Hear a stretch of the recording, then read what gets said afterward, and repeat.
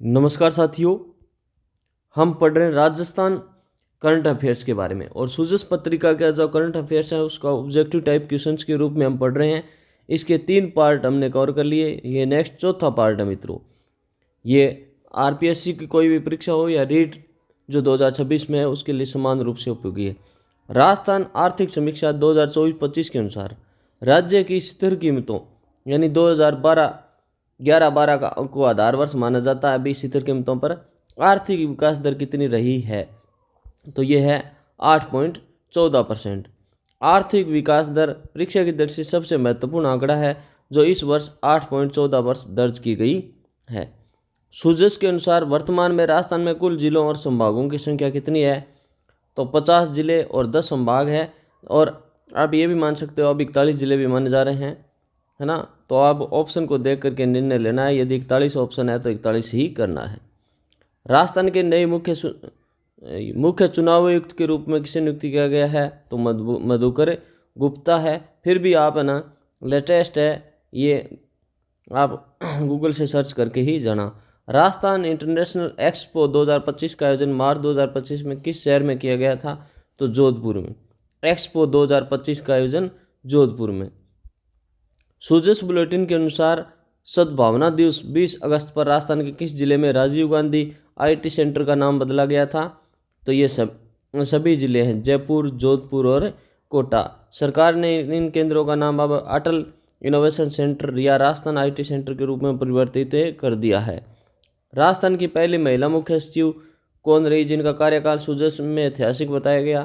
तो यह कुशल सिंह राजस्थान की पहली महिला मुख्य सचिव थी। हाल ही में उषा शर्मा दूसरी महिला मुख्य सचिव रही थी।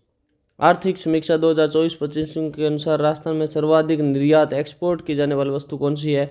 तो ये इंजीनियरिंग वस्तु बताई गई ही है। राजस्थान के किस जिले में देश का सबसे बड़ा सोलर पार्क स्थित है जिसे बादला कहा जाता है या बडला कहा जाता है? तो फलोदी जोधपुर में है। बादला सोलर पार्क वर्तमान में फलोदी जोधपुर में है। विश्व के सबसे बड़े सौर पार्कों में गिना जाता है। सुजस के अनुसार राजस्थान आवासन मंडल के वर्तमान अध्यक्ष कौन है? तो यह है टी रविकांत। शासन सचिव टी रविकांत वर्तमान में आवासन मंडल के प्रशासनिक कार्यों की देखरेख कर रहे हैं। राजस्थान में प्रत्येक ब्लॉक में आयुष चिकित्सालय खोलने की घोषणा किस बजट में की गई? तो 2024-25 में। आयुर्वेद, योग, यूनानी चिकित्सा को बढ़ावा देने के लिए ब्लॉक स्तर पर केंद्र खोले जा रहे हैं। राजस्थान साहित्य अकादमी उदयपुर को सर्वोच्च मीरा पुरस्कार किसे प्रदान किया गया? तो रति सक्सेना को उनकी कृति है हंसी एक प्रार्थना के लिए है प्रतिष्ठित सम्मान मिला। सुजस बुलेटिन के अनुसार राजस्थान के किस जिले में संविधान पार्क का लोकार्पण राष्ट्रपति द्वारा किया गया? तो राजभवन जयपुर का। राजभवन जयपुर में आम जनता को संविधान के प्रति जागरूक करने के लिए एक पार्क बनाया गया। राजस्थान के किस स्थान पर एशिया का तीसरा सबसे बड़ा ग्लास प्लांट स्थापित किया जा रहा है? तो ये है सोनियाना, चित्तौड़गढ़ में।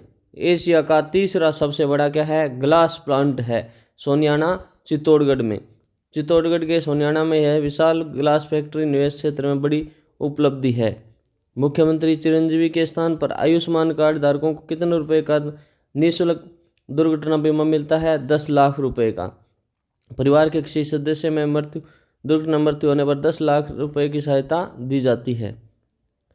राजस्थान के किस जिले में एकीकृत पशुपालन प्रशिक्षण संस्थान की स्थापना की गई है? जयपुर, जामडोली, जयपुर में।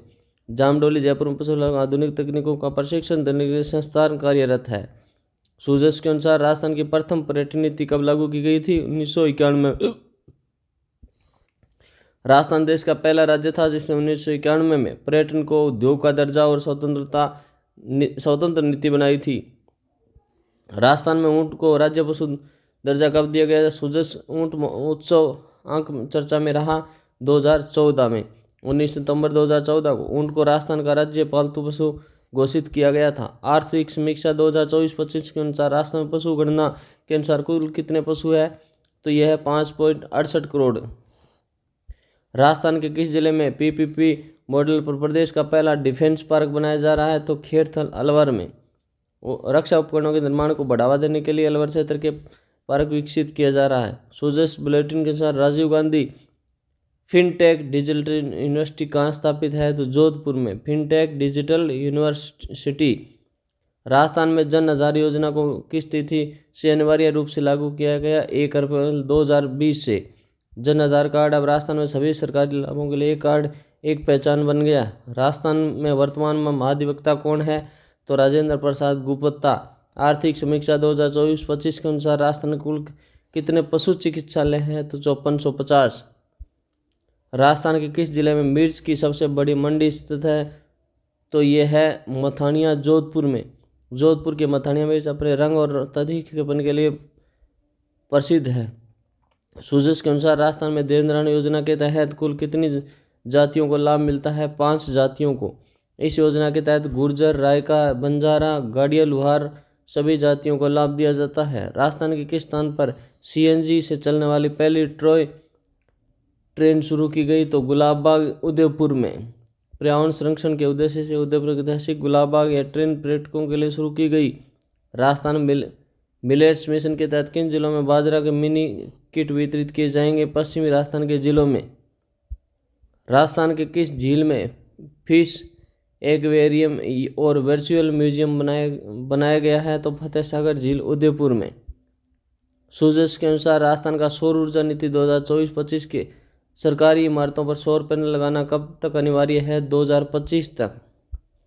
राजस्थान के किस जिले में राज्य का तीसरा बड़ा स्टेडियम क्रिकेट चौंप गांव में बन रहा है? तो जयपुर के, यानी जयपुर के चौंप गांव में अनिल अग्रवाल वेदांता के सहयोग से दुनिया का तीसरा सबसे बड़ा क्रिकेट स्टेडियम बनाया जा रहा है। राजस्थान के कुसुम योजना के तहत सौर ऊर्जा संयंत्र स्थापित करने वाले देश का पहला गांव कौन सा था? तो ये था भालोजी, जयपुर का। भालोजी गांव में देश का पहला सौर ऊर्जा संयंत्र कुसुम योजना के तहत ग्रिड से जोड़ा गया था। सूजस बुलेटिन के अनुसार राजस्थान निवेश प्रोत्साहन योजना 2022 का मुख्य लाभ क्या है? उद्योगों को 15 वर्ष तक विभिन्न करों में छूट देना। राजस्थान को निवेश का पसंदीदा केंद्र बनाने के लिए सबसे महत्वपूर्ण नीति है।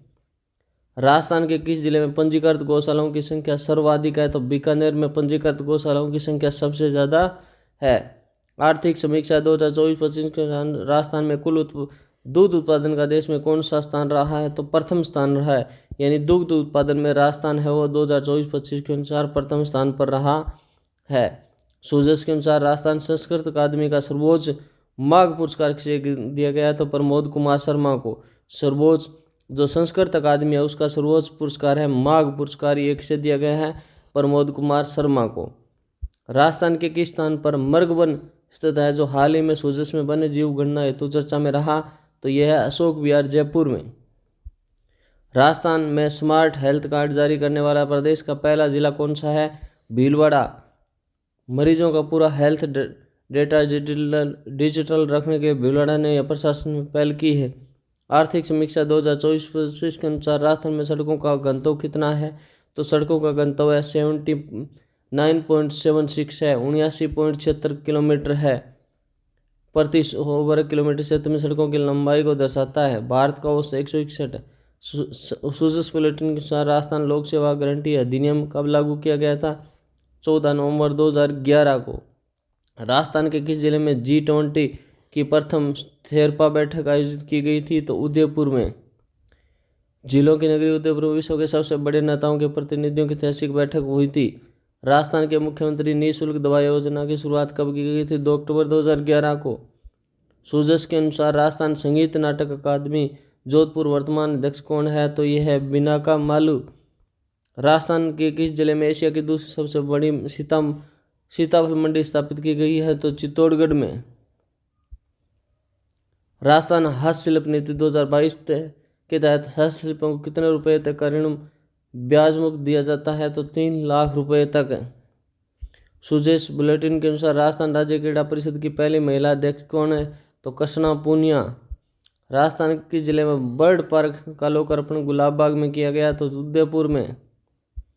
आर्थिक समीक्षा 2024-25 के अनुसार राजस्थान में ऊर्जा की अधिष्ठापित क्षमता कितनी है? यह है 23,487 मेगावाट। सूजस के अनुसार राजस्थान के जिले में नौलखा किला स्थित जिसका जीर्णोद्धार पर्यटन विभाग कर रहा है? तो ये झालावाड़ में नौलखा।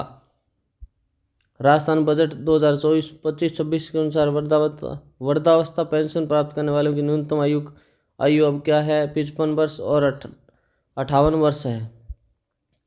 राजस्थान दिवस 30 मार्च को राजस्थान स्थापना दिवस। 1 नवंबर मुख्य अंतर क्या है, सूझबूझ में स्पष्ट किया गया। 30 मार्च को एकीकरण का मुख्य चरण पूरा हुआ और 1 नवंबर को वर्तमान स्वरूप मिला।